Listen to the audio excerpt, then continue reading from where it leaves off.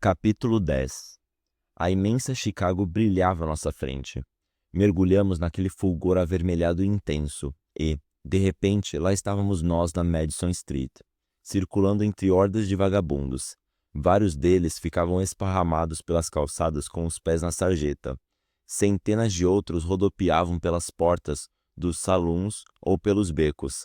Atenção, olhos abertos à procura do velho Dean Moriarty, que, por acidente, poderá estar em Chicago agora. Deixamos para trás os vagabundos daquela rua e prosseguimos rumo ao centro de Chicago. Bondes rangiam, jornaleiros gritavam, meninas desfilavam com olhares arrebatadores. O cheiro de fritura e cerveja pairava no ar. Neons piscavam. Estamos numa cidade grande, Sal. Yuppie! A primeira providência era estacionar o Cadillac num lugar retirado e escuro e tomar um banho e nos preparar para a noite. Do outro lado da rua, em frente à ACM, encontramos um beco esguio entre muros de tijolos avermelhados, e ali mesmo enfiamos o Cadillac com o focinho apontado na direção da rua, pronto para partir a qualquer instante. Acompanhamos os colegiais até a ACM, onde alugaram um quarto e deixaram que Dean e eu nos barbeássemos e tomássemos um banho quente. Deixei minha carteira cair no vestíbulo, mas Dean a encontrou e já ia enfiando-a sorrateiramente na camisa, quando viu de quem era, tremendamente desapontado.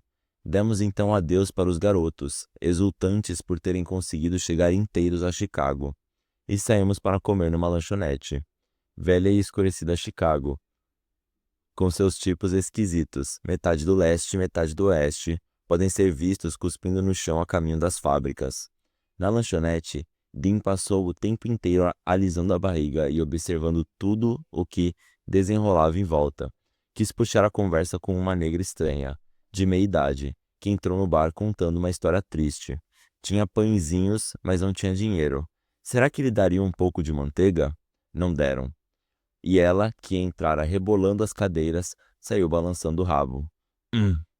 Fez Dean. Vamos segui-la, vamos levá-la até o Cadillac, lá no beco.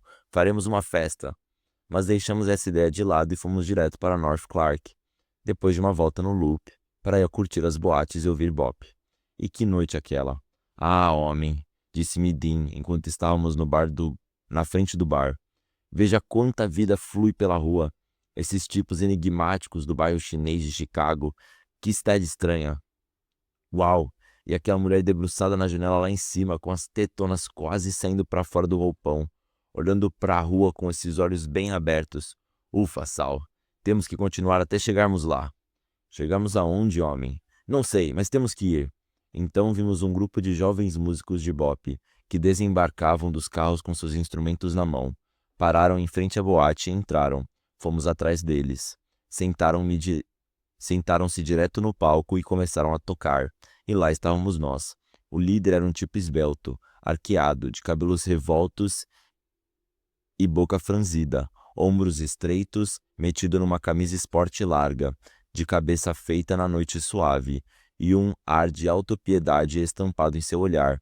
Ele apanhou seu sax, franziu as sobrancelhas e começou a soprar um som cool e complexo, marcando o ritmo com o pé, com estilo, esquivando-se para se afastar dos outros, dizendo "É com você", quase inaudível quando algum dos rapazes se lançava num solo. A seguir, lá estava Press, um loiro rouco, robusto, elegante, com um boxer sardento, cuidadosamente envolto num terno tropical quadriculado e a gravata folgada para dar o tom exato do desalinho e indiferença, suando e agarrado ao sax, entrelaçado nele, tocando como se fosse o próprio Lester Young. Veja só, rapaz, prestem às ansiedades técnicas de um músico comercial, daqueles que querem fazer muita grana com música. É o único que está bem vestido e repare como ele fica bravo quando desafina. Mas o líder da banda, aquele gato maneiro, dá-lhes um toque na mão para não se importar com essas futilidades, e apenas tocar e tocar. O som em si e a exuberância compenetrada da música, isso é tudo que importa. É um artista, sem dúvida. Ele está orientando o próprio Prez, o boxer. Mas agora olhe só para os outros.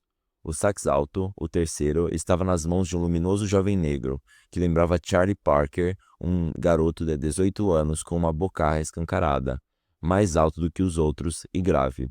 Ergueu seu saque sax e gemeu calma e pensativamente, extraindo frases como pássaros, como se fosse o próprio Burt Parker, e deixando-as suspensas no ar com a lógica arquitetônica de Miles Davis.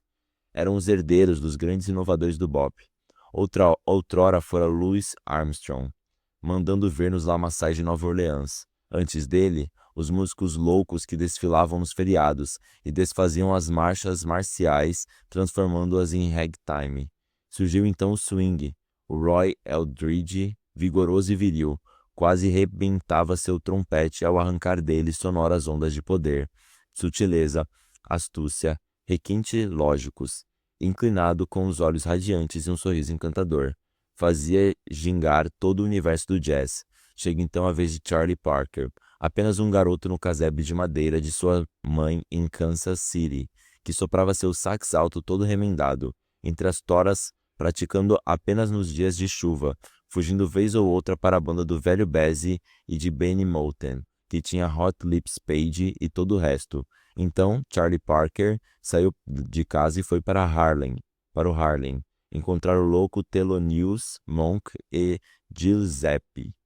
Mais louco ainda, Charlie Parker, que na mocidade se movia em círculos enquanto tocava, de certo modo mais moderno, mais inovador do que Lester Young, também nascido em Kansas City, aquele bobalhão singelo e sombrio, cuja música impregnou toda a história do jazz. Porque, ao erguer seu sax, retilíneo e horizontal, sempre colado à boca seca e calejada, ele tocava melhor do que qualquer outro, à medida que deixava o cabelo crescer, ia ficando mais preguiçoso e desleixado, deixando o sax a meia altura, até que ficou definitivamente apontado para baixo, e hoje, calçando seus sapatos de sola larga para não se desgastar nas calçadas da vida, Parker sustenta debilmente seu sax, mantendo-o sempre de encontro ao peito, soprando notas fáceis, cool ainda assim. São estes os filhos da noite de bop americana. Flores mais exóticas ainda, pois, enquanto o negro de sax alto divagava seu som com dignidade, por cima de todas as cabeças, o garoto loiro alto e delgado da Curtis Street, em Denver, vestindo uns jeans presos por um cinto ornamentado, mamava no bocal de seu sax, esperando que os outros encerrassem seus solos. Quando eles acabaram, foi a vez do garoto, e você tinha que ver para todos os lados, procurando saber de onde saía aquele som mágico, até descobrir que ele nascia ali, naqueles sorridentes lábios angelicais suavemente pousados no vocal. E era um solo fluente, sereno, melodioso, encontro de fadas sonoro, narrado por um sax alto soberbo, solitário com a própria América, um som visceral sob o manto da noite. E quanto aos outros e toda a sonoridade que produziam, bem, havia um baixista ruivo e hirsuto, de olhos loucos que requebrava as ancas ao ritmo veloz de seus dedos ágeis, que corriam pelas cordas do instrumento. Seu clímax de seu solo eligava uma expressão surreal, boquiaberto, como se estivesse em transe. Homem, esse tipo é capaz de obter o que quiser de sua garota. O baterista melancólico, como aquele nosso hipster em Folsom Street, em São Francisco, estava completamente absorto, com olhos vazios perdidos no espaço, mascando chiclete, um olhar subitamente desvairado, girando o pescoço num despudor reichiano, como numa espécie de êxtase complacente. O pianista, um italiano encorpado, que lembrava um jovem caminhoneiro de grandes mãos, produzia seu som denso e abrangente, com uma satisfação rude, pensativa e genuína. Eles tocaram durante 1 hora. Ninguém estava prestando atenção. Velhos vagabundos indiferentes da North Clark matavam o tempo no bar. Prostitutas zangadas gritavam. Passavam chineses misteriosos. O barulho dos cabarés interferia na audição, mas eles iam em frente. Lá fora, na calçada, surgiu uma aparição. Era um garoto de seus 16 anos, com um cavanhaque e um estojo de trombone, magro como uma vara, com cara de maluco. Queria juntar-se ao grupo e tocar. Os rapazes já o conheciam e não estavam dispostos a perder tempo com ele, mas o garoto deslizou pelo bar, sentou-se à mesa mais retirada e disfarçadamente puxou o trombone do estojo, levando-o aos lábios. Não lhe deram a menor chance. Ninguém sequer olhou para ele. O grupo encerrou o show, guardou seus instrumentos e caiu fora para tocar em outra freguesia.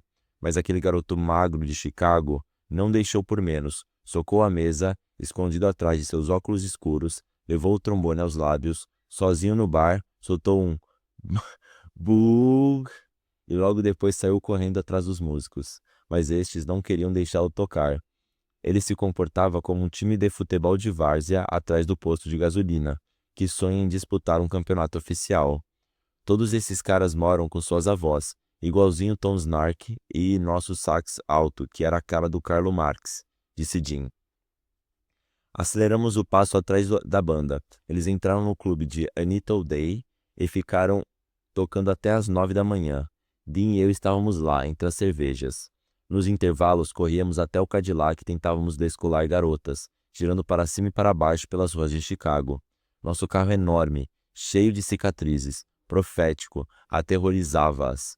Em seu descontrolado frenesi, Dean dava marcha ré de encontro aos hidrantes e ria como um maníaco. Às 9 horas da manhã, o carro era uma ruína completa. O freio já não funcionava mais, os para-choques estavam completamente amassados, o câmbio rangia, Dean não conseguia mais brecar nos sinais fechados. O carro continuava tremendo, convulsivamente e atravessava cruzamentos perigosos. Parecia uma velha bota enlameada, e não uma limusine flamejante. Pagaram o preço da noite. Ih! Exclamou Dean. Os rapazes continuam tocando lá no Nitz. De repente, Dean encarou fixamente um canto escuro atrás do palco e balbuciou. Sal, Deus acaba de chegar. Olhei. George Shearing. Como sempre, tinha a cabeça cega apoiada em sua mão pálida, com todos os poros do ouvido bem abertos, como o ouvido de um elefante, sempre escutando os sons da noite americana e rearranjando-os à sua maneira inglesa e noturna. Era preciso que ele começasse imediatamente. Ele tocou, soprou milhares de refrões e estribilhos, uma quantidade inumerável deles, com acordes encantadores, cada vez mais elevados até que seu suor gotejou sobre o piano, e todos o escutaram com reverência e temor. Depois de uma hora, conduziram-no para fora do palco. Ele retornou para seu canto escuro. O velho deus Shearing, os rapazes comentaram desiludidos. Já não resta mais nada depois dele. Mas o líder da banda, aquele sujeito esbelto e esguio, franziu as sobrancelhas e sentenciou. Vamos tocar um pouco, mesmo assim. Havia ainda algo a escutar. Sempre a mais, um pouco além, nunca acaba. Eles se contorceram na tentativa de novas frases musicais, depois das ousadas explorações do infinito universo sonoro de Shearing. Isso exigia deles esforço descomunal. Retorceram-se, enroscaram-se, sopraram com paixão. De vez em quando, um gemido preciso e harmonioso surgia uma nova melodia, que algum dia poderia se transformar na última música do planeta Terra, enchendo de alegria os corações dos homens. Eles a encontravam momentaneamente, seguravam-na por frações de tempo e perdiam-na, contorcendo-se em busca do som puro e único, e voltavam a encontrá-lo, sorriam, gemiam. Dean suave em bicas e os incentivava. Vamos lá, às 9 da manhã, todo mundo. Músicos, garotas vestidas em slacks, garçons e até mesmo o trombonista magro e infeliz. Caía fora do bar, mergulhando no imenso rugido diurno de Chicago, dispostos a dormir até que a noite selvagem do Bop renascesse outra vez. Dean e eu estremecemos, maltrapilhos. Já estava na hora de devolver o Cadillac para seu dono, que morava na Lakeshore Drive, num prédio de apartamentos finíssimos com uma enorme garagem no subsolo, onde trabalhavam negros encardidos de óleo. Dirigimos até lá e enfiamos aquele troço arruinado e enlameado no seu respectivo box. O mecânico nem reconheceu o Cadillac. Tivemos que lhe mostrar os papéis. Olhou para o carro e coçou a cabeça. Tínhamos de cair fora imediatamente. Foi o que fizemos. Pegamos um ônibus até o centro de Chicago. Havíamos trazido o Cadillac até Chicago, conforme prometido, e jamais voltamos a ter notícias de nosso barão sobre o estado de seu carro, embora ele tivesse nossos endereços para queixas e reclamações. Capítulo 11. Já era hora de seguir adiante. Pegamos um ônibus para Detroit. Nosso dinheiro estava acabando. Arrastamos nossa bagagem miserável pelo chão imundo da estação. Àquela altura, o curativo de Dean estava preto como carvão e todo desfeito. Estávamos ambos com a aparência desgastada e maltrapilha que seria de esperar depois de tudo que aprontamos. Exausto, Dean caiu no sono no ônibus que rodava pelo estado de Michigan. Puxei conversa com uma garota deslumbrante. meio caipira com uma mini blusa decotada que revelava o início de seus seios, tostados pelo sol do interior. Mas ela era muito tolinha. Ficava falando do pôr do sol no campo, enquanto fritava pipocas na varanda. Isso poderia ter alegrado meu coração, mas, já que o coração dela absolutamente não se rejubilava com isso quando ela o contou, percebi que não restava nada além de romântico nesse episódio simplório. Apenas o clima repressivo de quem é forçado a cumprir uma obrigação banal e corriqueira. E o que mais você faz para se divertir? Ele estava disposto a falar de namoro e sexo. Seus grandes olhos negros me fitaram, vazios, com uma espécie de contrariedade cujas raízes podiam ser encontradas nas angústias que afligiam gerações e gerações de seu próprio sangue, e cuja única causa era a repressão contínua de seus desejos mais óbvios. Quaisquer que fossem, e todo mundo sabe quais eram, o que você espera da vida? Senti vontade de agarrá-la, de arrancar-lhe a resposta à força. Ela não tinha a menor ideia do que queria. Resmungou algo a respeito de certas tarefas, cinema, visitas à velha avó no verão, mas com o sonho de visitar a Roxy em Nova York, o tipo de vestido que ela usaria, algo parecido com o que usara na última Páscoa, uma touca branca, rosas, sapatilhas rosadas e um casaco de gabardine cor de alfazema. O que você faz domingo à tarde? Perguntei. Ela ficava sentada na varanda. Os garotos passavam de bicicleta, paravam para conversar. Ela lia revistas em quadrinho, deitava-se na rede. O que você faz nas noites quentes de verão? Ela ficava sentada na varanda, olhava os carros na estrada, ela e a mãe faziam pipocas. O que o seu pai faz na noite de verão? Ele trabalhava, fazia serão na fábrica de caldeiras. Passara a vida inteira sustentando a mulher e aturando seus desmandos, sem crédito ou adoração. O que o seu irmão faz nas noites de verão? Ele dava umas voltas de bicicleta, ficava parado na porta da lanchonete. O que ele está esperando? O que estamos esperando? O que queremos todos nós? Ela não tinha a menor ideia. Bocejou. Estava com sono, era demais para mim. Ela jamais compreenderia. Ninguém poderia lhe explicar. Estava tudo acabado. Tinha 18 anos, era quase encantadora e estava perdida. Em Detroit, esfarrapados e sujos como se morássemos debaixo de uma ponte, Dean e eu deslizamos para fora do ônibus. Decidimos passar a noite nos cinemas pulgueiros que mantêm sessões contínuas na Skid Row. Estava frio demais para encarar um banco de praça. Hassel circulara pela Skid Row de Detroit. Tinha curtido todas as barracas de tiro ao alvo, cinemas que jamais fechavam, os bares barulhentos, observando tudo com aqueles seus profundos olhos negros. O fantasma dele nos amedrontava. Nunca mais o encontraríamos na Times Square. Pensamos que, por acidente, o velho Dean Moriarty também poderia estar ali, mas não estava. Por 35 centavos de dólar por cabeça, entramos num cinema decadente e maltratado e nos esticamos no mezanino até de manhã, quando fomos escorraçados. As pessoas que estavam no cinema eram lamentáveis, negros surrados que tinham vindo do Alabama para trabalhar nas fábricas de automóveis, mas as ofertas de emprego eram apenas boatos. Velhos vagabundos brancos, hipster cabeludos que haviam chegado ao fim da linha e apenas bebiam vinho, putas baratas, casais ordinários, donas de casa desalentadas que não tinham nada para fazer, nem lugar onde ir. Ninguém em quem acreditar. Mesmo passando toda Detroit pela peneira, seria difícil reunir a amostra mais exata da barra pesada da cidade. Aquilo era o suprassumo da escória. O filme principal era estrelado pelo cowboy cantor Eddie Dean e seu galeante cavalo branco Blop. O complemento do programa era um filme passado em Istambul, com George Rafferty, Sidney Greenstreet e Peter Lorre. Durante a noite, vimos 6 vezes cada um dos filmes. Vimos os atores caminhando, dormindo, sentimos seus sonhos. Quando a manhã finalmente despontou, estávamos completamente impregnados pelo estranho mito cinzento do Ocidente e pelo misterioso mito negro do Oriente.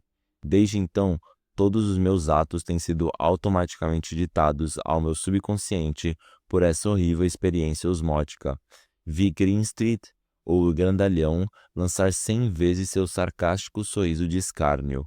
Ouvi a chegada sinistra de Peter Lorre, dezenas de vezes. Estive junto com George Raffet em suas angústias paranoicas.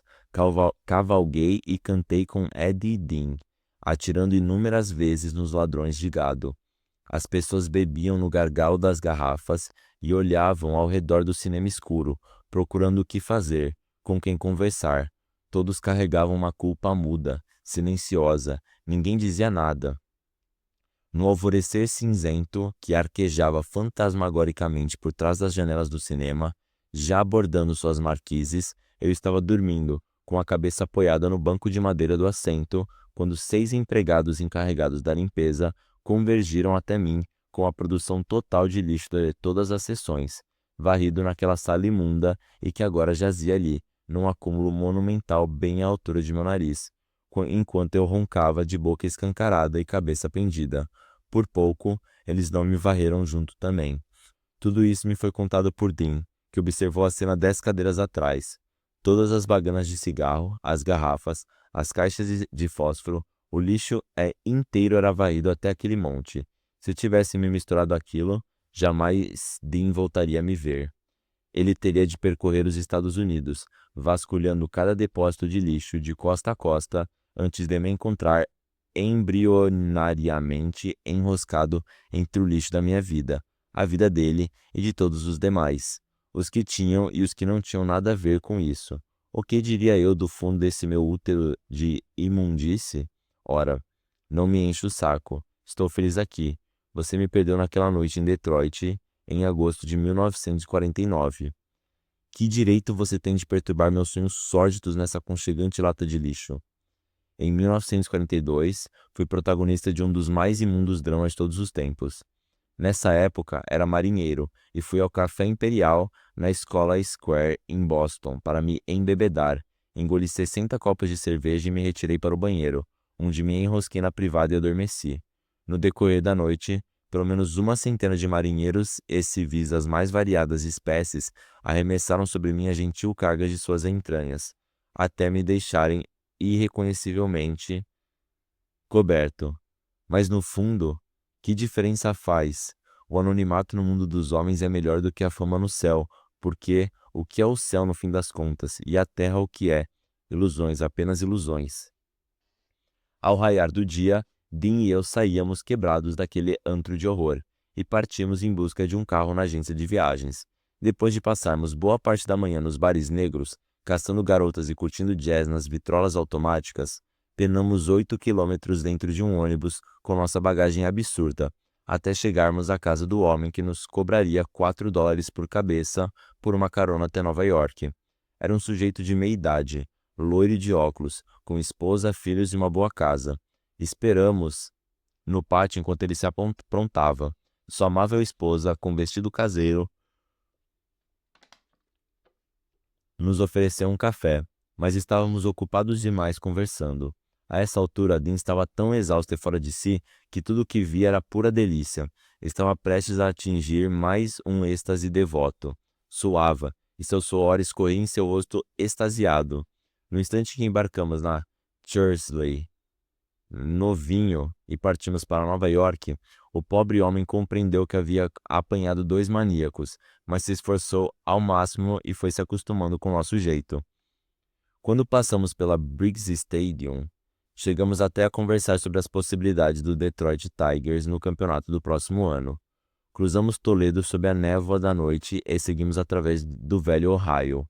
Percebi que estava começando a cruzar e recruzar as cidades da América, como um caixeiro viajante. Viagens atribuladas, mercadorias de péssima qualidade, feijão apodrecendo no fundo de minha sacola de truques. Comprador nenhum.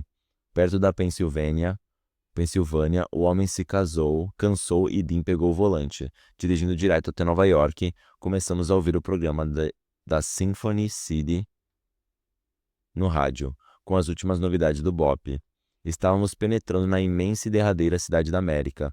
Chegamos lá de manhãzinha. Já havia uma multidão inquieta cruzando a Times Square, uma vez que Nova York não descansa jamais. Ao passarmos por lá, procuramos Hassel automaticamente. Em 1 hora, Dean e eu estávamos no novo apartamento de minha tia, em Long Island. Ela estava tremendamente atarefada. Discutia preço de serviço com pintores que eram amigos da família, enquanto subíamos as escadas vindos de São Francisco. Sal, disse minha tia, Lee pode ficar aqui alguns dias, mas depois terá que ir embora, tá me entendendo? A viagem estava encerrada. Naquela mesma noite, Dean e eu demos uma caminhada entre bombas de gasolina, pontes de linha férrea e lâmpadas nebulosas de Long Island. Lembro-me dele parado sob um poste de luz. Logo depois que passamos aquele outro poste ali atrás, Sal, eu ia contar uma coisa, mas agora decidi parenteticamente enveredar por outro assunto. Logo que chegarmos ao próximo poste, eu retomo o assunto original, ok? Claro que estava certo. Estávamos tão acostumados a viajar que precisávamos percorrer toda Long Island para concluir que não havia mais terra, apenas o Oceano Atlântico e não podíamos ir adiante. O continente acabara. Apertamos as mãos um do outro e decidimos ser amigos para sempre. Menos de 5 noites depois, fomos a uma festa em Nova York e reencontrei uma garota chamada Inês. Disse ela que tinha um amigo que ela precisava conhecer. Eu estava bêbado e disse que ele era um cowboy. Ah, sempre quis conhecer um cowboy de verdade, disse ela. Dean! Gritei na festa, uma celebração que incluía Angel Luz Garcia, o poeta, Walter E. Evans, Victor Villanueva, o poeta venezuelano, Jimmy Jones, uma antiga paixão minha, Karl Marx, Jane Dexter e muitos, muitos outros. Vem até aqui, homem. Dean se aproximou timidamente. Uma hora depois, na bebedeira e sofisticação da festa, uma homenagem ao final do verão, sem dúvida, ele estava ajoelhado no chão com o queixo pousado na barriga dela, suando, falando e prometendo tudo à garota. Ela era uma morena e tanto, bastante sexy.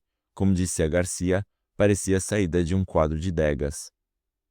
Lembrava uma cocota parisiense. Em questão de dias, com algumas ligações interurbanas, ele já regateava com Camille os papéis necessários para o divórcio. Assim, eles poderiam se casar. Não apenas isso, mas alguns meses depois Camille deu à luz a seu segundo filho, com Dean, resultado de algumas noites mediúnicas no início do ano. Meses mais tarde, Inês também ganhava um bebê. Com um filho ilegítimo em algum lugar do oeste, Dean agora era pai de 4 crianças e não tinha nenhum cente. Sua vida era só confusão, êxtase e velocidade, como sempre. De modo que não fomos para a Itália.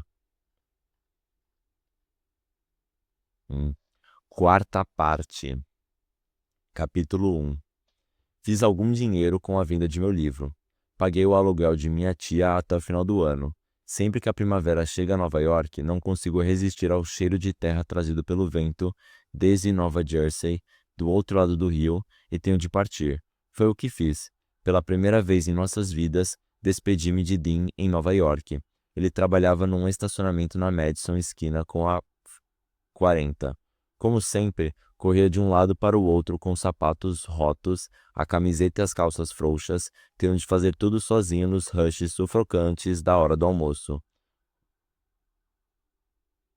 Ao entardecer, quando normalmente ia visitá-lo, já não tinha nada para fazer. Ele ficava na barraca contando os tickets e alisando a barriga. O rádio estava sempre ligado. Rapaz, você tem que curtir aquele louco do Marty Glickman, narrando jogos de basquete. Bola pipocando no garrafão, saiu o arremesso, bate na tabela, rodopia e é cesta! Ele é o maior de todos. Estava reduzido aos prazeres simples como esse. Morava com Inês num quarto e sala sem água quente no East 80s. Quando chegava em casa, à noite, tirava a roupa suja de graxa do trabalho, vestia um hobby de seda chinês que descia até o joelho e sentava-se na cadeira de balanço para provar um cachimbo cheio de maconha. Eram esses seus prazeres caseiros, sem contar um baralho de cartas pornográficas. Ultimamente, tenho me concentrado nesta dama de ouros. Já percebeu onde está a mão dela? Aposto que não. Dê uma olhada e tente descobrir. Querer me mostrar uma dama de ouros onde se via um sujeito alto e melancólico, deitado em cima de uma prostituta barata e tristemente lasciva, tentando uma posição nova. Vá em frente, rapaz. Já me servi dela muitas vezes. Inês estava na cozinha e olhou para a sala com um sorriso constrangido e reprovador, mas tudo estava bem para ela. Viu? Sacou o bicho. Essa é Inês. É só o que ela faz. Põe a cabeça na porta e sorri daquele jeito. Ah, já conversamos e estamos combinados. Nesse verão, vamos viver em uma fazenda na Pensilvânia. Uma caminhonete para que eu possa dar umas voltas e curtir Nova York de vez em quando. Uma casa ampla e um monte de filhos nos próximos anos. É. Saltou da cadeira e pôs na vitrola um disco de Willie Jackson, Gator Tail. Ficou parado na frente da vitrola, batendo palmas, dançando, arqueando os joelhos no ritmo da música. Uau, que loucura! Quando eu vi esse disco pela primeira vez, pensei que ele ia morrer na noite seguinte, mas continua vivo, o filho da puta. Era exatamente assim que ele havia vivido com Camille em Frisco, no outro lado do continente. O mesmo baú desgastado espreitava sob a cama, ponto para cair na estrada mais uma vez. Inês telefonava constantemente para Camille, e elas mantinham longas conversações. Segundo Dean, falavam de sua potência sexual. Trocavam cartas nas quais comentavam as excentricidades dele. Claro que ele era obrigado a mandar parte de seu salário mensal para sustentar Camille, pois do contrário acabaria passando 6 meses na prisão. Para recuperar o dinheiro perdido, praticava golpes no estacionamento. Na hora de dar o troco, era um artista da primeira grandeza. Certa vez, viu desejando Feliz Natal a um sujeito bem vestido, e o fez com tanto fervor que $5, num troco que deveria ser de 20, foram aceitos sem despertar a menor suspeita.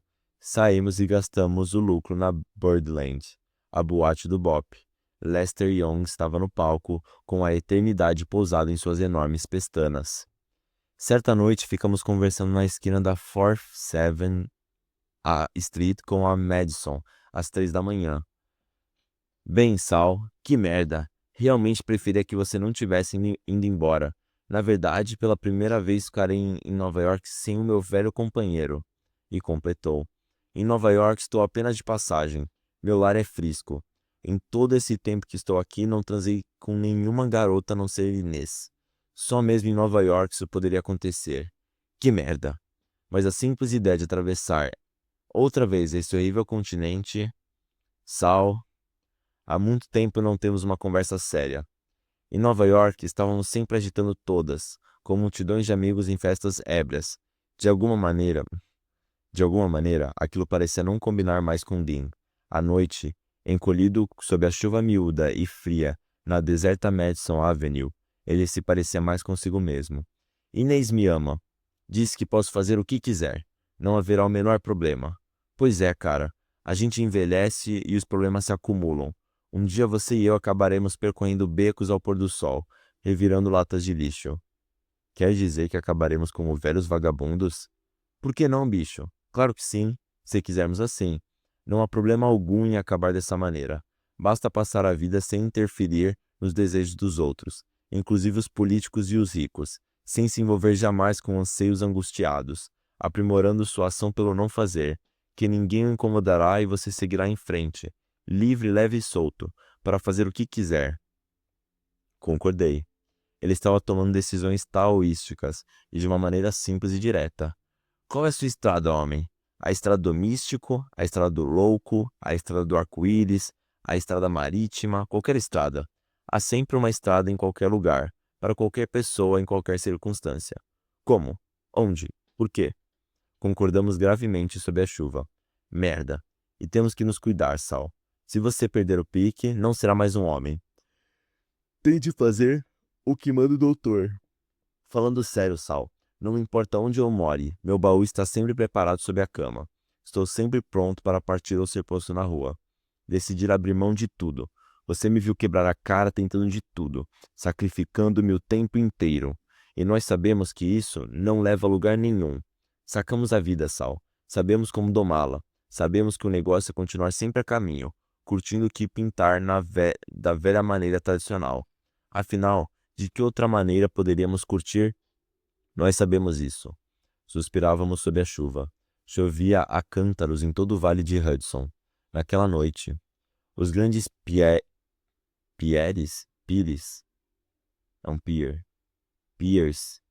os grandes piers daquele rio largo com o mar estavam encharcados. Os velhos desembarcadouros dos navios a vapor de Poughkeepsie estavam encharcados. A velha Split Rock Bounty e suas nascentes estavam encharcadas.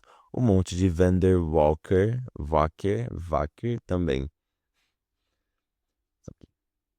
E assim, disse Dean, vou seguindo em frente como a vida quer, para onde ela me conduz. Recentemente escrevi para o meu velho. Ele está numa prisão em Seattle. Um dia desses recebi a primeira carta dele em muitos anos. É mesmo? Sim, sim. Ele disse que assim que puder ir a Frisco, quer conhecer o bebê. Escrito com 2 Bs. Eu encontrei uma espelunca que cobra apenas $13 por mês na East Forth. Se eu mandar dinheiro para ele, ele quer vir morar em Nova York, se conseguir chegar até aqui. Nunca falei muito de minha irmã, mas você sabe que eu tenho uma linda irmãzinha, menina ainda. Também gostaria que ela viesse morar comigo. Onde está ela? Pois é, esse é o problema, eu não sei. Ele vai tentar achá-lo, velho, mas você sabe o que ele realmente fará. Então ele foi para Seattle.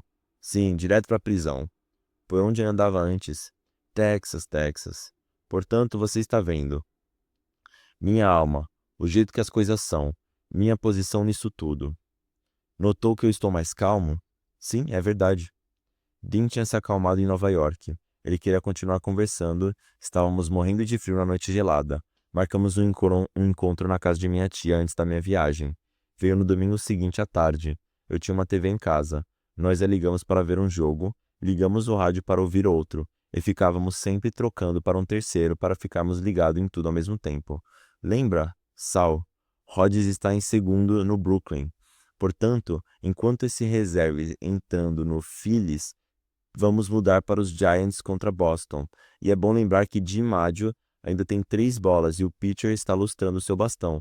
Temos que descobrir imediatamente o que aconteceu com Bob Thompson, desde que o deixamos a 30 segundos com o homem em terceiro. Mais tarde, fomos jogar beisebol com alguns garotos no campo ao lado da linha férrea de Long Island. Também jogamos basquete, e tão freneticamente que os meninos diziam: calma, não precisam se matar. Eles saltitavam agilmente à nossa volta e nos venciam com a maior facilidade.